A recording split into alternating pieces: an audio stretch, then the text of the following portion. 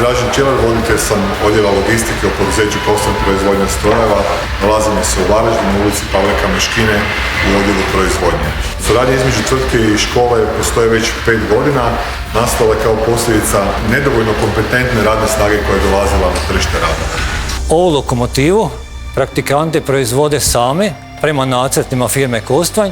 Kad naprave sve proizvode, dijelove, onda ih sami kompletiraju, na kraju drugoga razreda dobivaju praktički ovu lokomotivu na poklon. Ja sam Emil Čupić, pohađam strojarsku i prometnu školu Varaždin. Ovo mi je već 3. godina. Sviđa mi se sve što smo naučili u tvrtki Kostvanj, zato što smo imali teorijski dio i sad u 3. godini odrađujemo praktični dio na strojevima.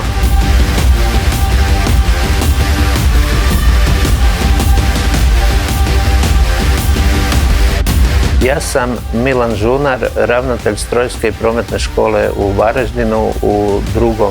mandatu.